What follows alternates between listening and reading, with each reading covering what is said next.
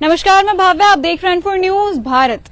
यूं तो बहुत लोगों की आस्थाएं बहुत सारी चीजों से भी जुड़ी होती है और बहुत भगवान से भी जुड़ी होती है, लेकिन इस वक्त हम जिस पेड़ के पास मौजूद हैं, आपको बता दें कि समुद्र मंथन के समय 14 रत्न ऐसे माने जाते हैं कि निकले थे और उसमें से एक रत्न ये पेड़ भी माना जाता है।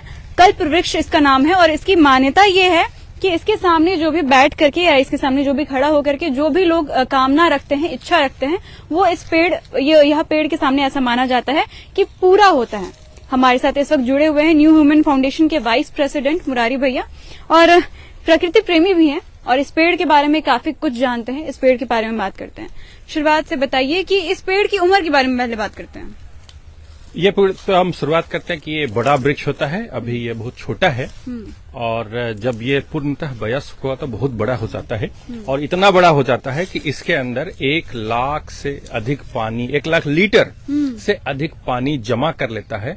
और ये जो पत्ते इसने अपने झाड़ रखे हैं तो वो जो गर्मी की तैयारी इसने शुरू कर दी है।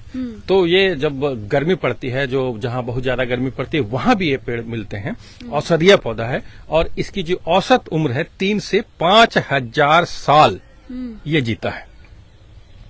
तो उस हिसाब से बहुत महत्वपूर्ण पौधा है कि इसका जिसकी जो उत्तरजीविता है बहुत ज्यादा है। दूसरे में इसका औषधीय महत्व है। इसके जो फल होते हैं उससे कई तरह की आयुर्वेदिक दवाएं बनती हैं।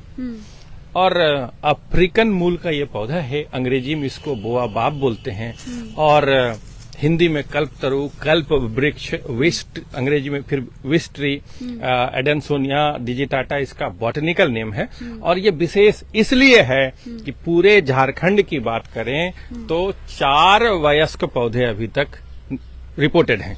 4 बस, मात्र 4, जिसमें रांची में है, डोरंडा में, जमशेदपुर पुलिस लाइन के पास है और उसके बाद आप हजारीबाग सबसे ज्यादा संख्या जो अभी ज्ञात है। हो सकता है कहीं और लोगों ने लगाया हो, लेकिन हजारीबाग की बात करें तो यहाँ 60 पौधे लग चुके हैं एक मुहिम के तहत।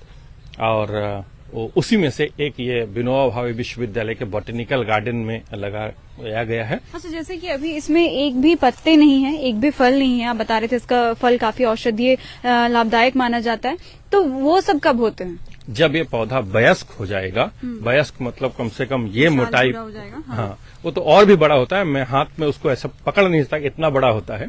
तो लेकिन जब वो इतना मोटा हो जाएगा तब आप उम्मीद कर सकते हैं कि उसमें फूल लगेंगे, उसमें फल आने शुरू हो जाएंगे। तो अभी ये फल और फूल देने के लायक नहीं हुआ है। अच्छा, अभी क्या अंदाजा लगा पा रहे हैं अमूमन कितना वर्ष पुराना होगा ये? अभी ये तकरीबन 15 से 16 वर्ष का है। इसका ग्रोथ अच्छा नहीं है। वजह है यहाँ की जमीन, जो आप नीचे देख रहे हैं, वो पथरीली जमीन है, उसमें लगाया गया है इसको, इसीलिए इसका ग्रोथ कम है। हजारीबाग में इसके 10 साल बाद जो पौधे लगाए गए वो इससे बड़े हो चुके हैं, यानी कि यहाँ की मिट्टी में कुछ प्रॉब्लम है। अच्छा, इस वक्त तो हम मौजूद हैं हजारीबाग विनोबा विश्वविद्यालय के बॉटनिकल गार्डन में, और जो पौधों की बात करें जो हजारीबाग में कुल जो आप बता रहे हैं 60, वो और कहाँ मौजूद हैं? पहले तो हम लोग बताते नहीं थे कि जब पौधे छोटे हों और बहुत महत्वपूर्ण पौधे होते तो उनको चोरी होने का डर होता है, लेकिन अब हम लोग कह सकते हैं कि सबसे ज्यादा हजारीबाग कलेक्ट्रेट कैंपस में लगाया गया है और केबी महिला कॉलेज के सामने लगाया गया है और आपको जिला परिषद पार्क के पास लगाया गया है।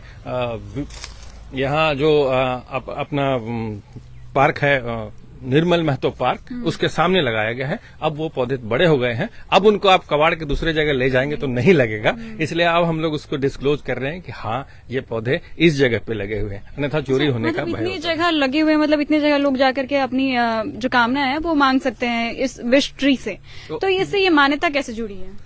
ये मान्यता ऐसे जुड़ी है कि जब समुद्र मंथन हुआ तो समुद्र मंथन में सब लोग जानते हैं कि विष निकला था, हलाहल एक निकला था, जो 14 रत्न माने जाते हैं। तो उसमें एक विष भी है, एक हलाहल है, एक कामधेनु है, एक कल्प वृक्ष है, एक अपराजिता का फूल है, ऐसा माना जाता है। तो उसमें से एक है और उसी वजह से इसके साथ मान्यता जुड़ी कि इसके नीचे आप बैठते हैं, विष मांगते हैं तो पूरा होता है।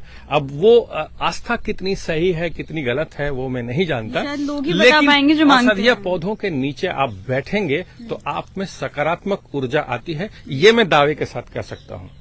जैसे आंवले के वृक्ष के नीचे आप बैठेंगी तो आपको सुकून मिलेगा, जो दूसरी जगह वो सुकून दूसरे पेड़ के नीचे नहीं मिलेगा, वहां मिलता है। मतलब कि पेड़ भी एनर्जी सर्कुलेट बिल्कुल एनर्जी देते हैं। पेड़ हम लोग जो उनके साथ व्यवहार करते हैं उसको भी महसूस कर लेते हैं।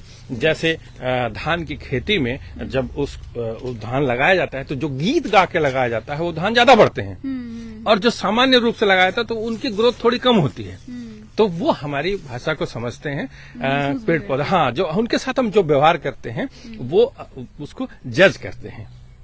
चलिए, मतलब कि यहाँ पे हमने ये समझा कि ये जो कल्प वृक्ष है ये किस तरह से लाभदायक है।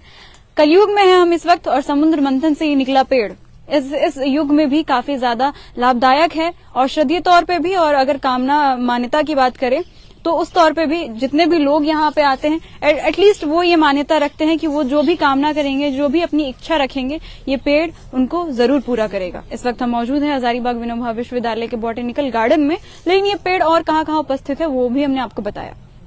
ऐसी और खबरों के लिए आप जुड़े रहें N4 न्यूज भारत के साथ। N4 news Bharat.